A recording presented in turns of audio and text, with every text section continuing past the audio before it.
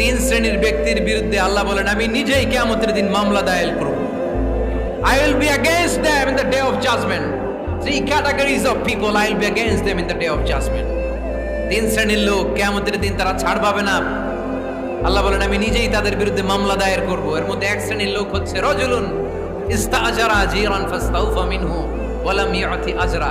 একজন শ্রমিক ভাড়া করে তার কাছ থেকে কাজ নিয়েছে কিন্তু তার পারিশ্রমিক আদায় করে নাই। এরকম আছে না নাই?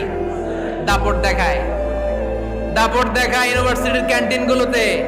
ইউনিভার্সিটির ক্যান্টিনে যে খায় মাগার বিল দেয় না, এরকম ডাকাইত আছে না নাই? চায়ের দোকানে চা খায় আগে পরে দিমু বিল দেয় না, আছে না নাই? দোকানে যে পণ্য কিনে বিল দেয় না কই পরে দিমু, আছে না নাই?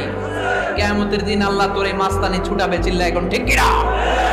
আনা খাসমুহুম, আমি নিজেই তাদের বিরুদ্ধে মামলা দায়ের করব। কথাটা কার? এজন্য বিশ্বনবী বললেন খবরদার, মেহনতি মানুষ, খেটে খাওয়া মানুষ, এদের দোয়া কবুল হয়ে যায়। আতুল আজিরা আজরাহু ক্বাবলা আন ইয়াজিফা আরাকুহু। খবরদার, বিশ্বনবী বললেন শ্রমিকের ঘাম শুকিয়ে যাওয়ার আগে তাদের পারিশ্রমিক মিটিয়ে দাও।